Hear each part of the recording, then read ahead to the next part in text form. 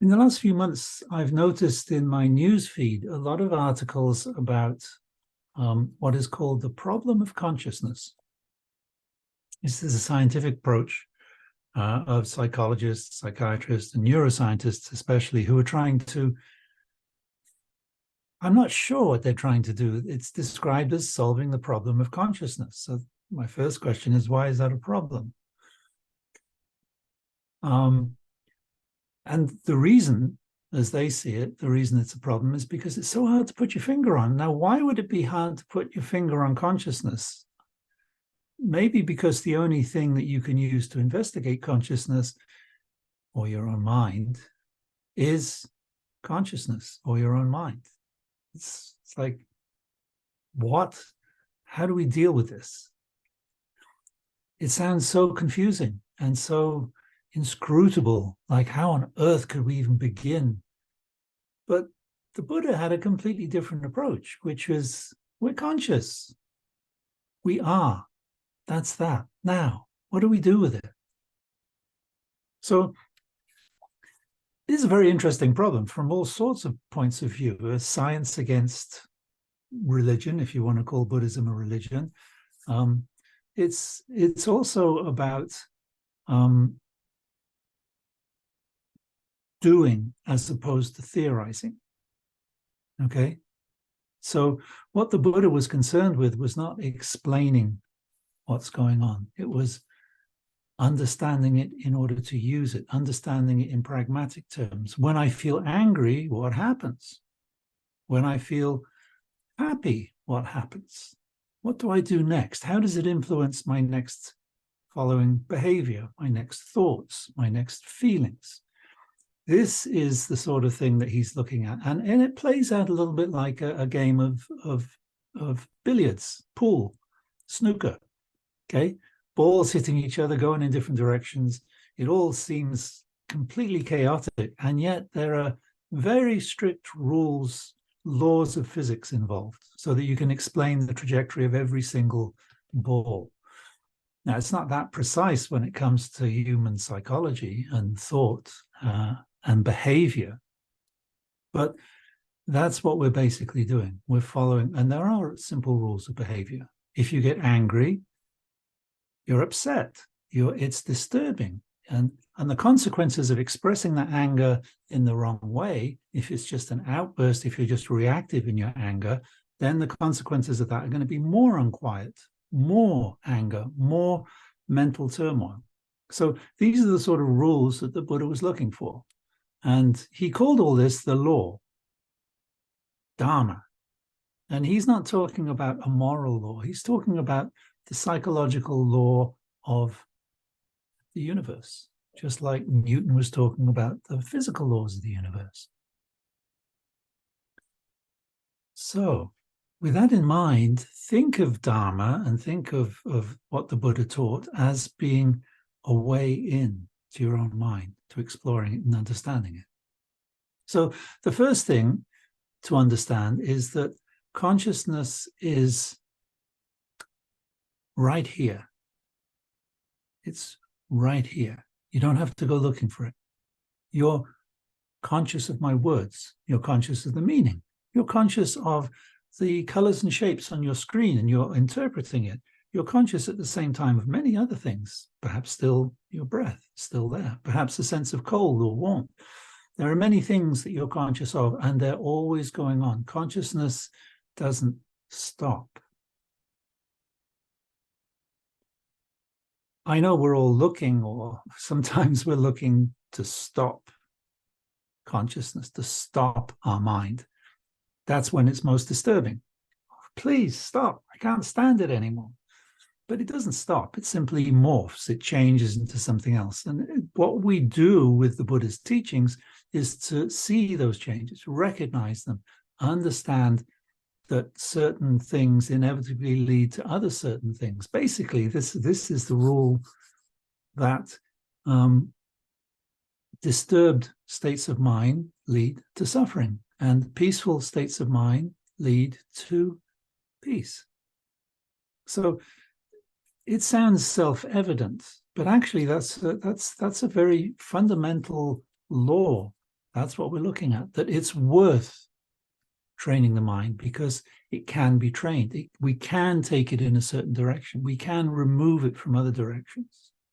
So when I see a certain part of myself that I don't like, maybe a part where I tend to feel, oh, poor me, or, oh, it was my parents' fault. My parents didn't raise me properly. What was wrong with them? Then in those moments, I can see through that and realize that, no, that's just a scapegoat. That's not the point.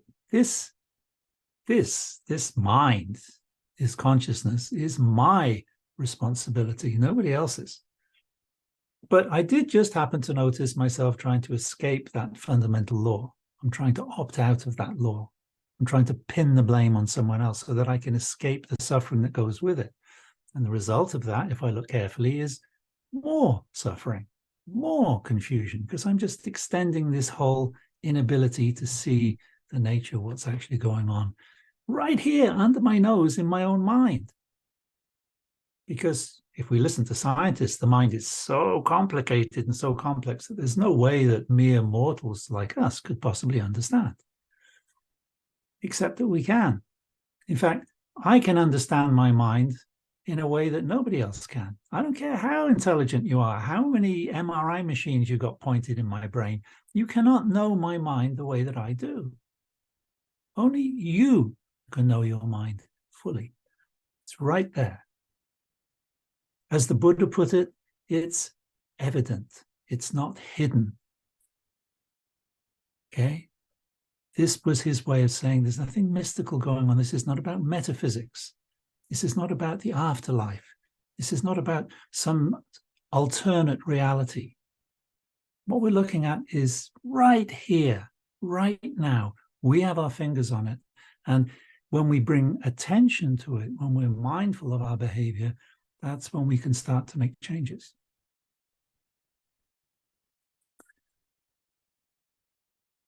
So that's why he started with that. Now there's so many questions about the mind, and some of those questions were existing back then. I mean, since the Enlightenment, the Western Enlightenment, there's been this question about, well, are mind and body separate, or are they the same? Does mind arise from body, or is it something other? Because, well, if I die and I'm going to go somewhere else, to heaven or to hell, then obviously mind is something separate, or my soul or something about me is separate. But we don't, well, there's still argument over that. But back in the Buddha's day, there was questions about that too. Is the mind identical? Is it part of the body? Is it a process of the body? Or is it something that is separate? So as long as we consider it as being separate, then it's very hard to draw the connections to our life, to our earthly life, to see how that affects our mind and how our mind affects that.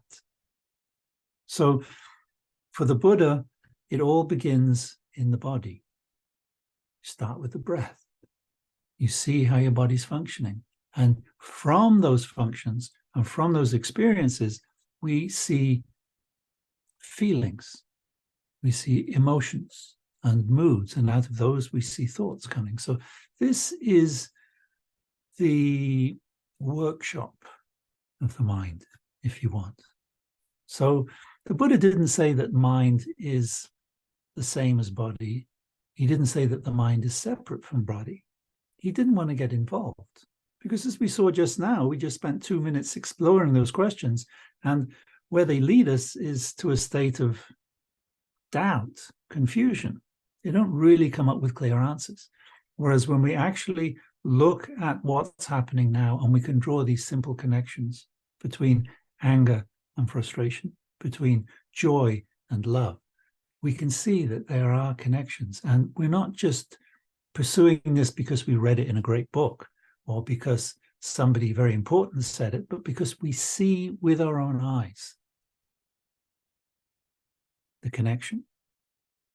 So when we stop to breathe,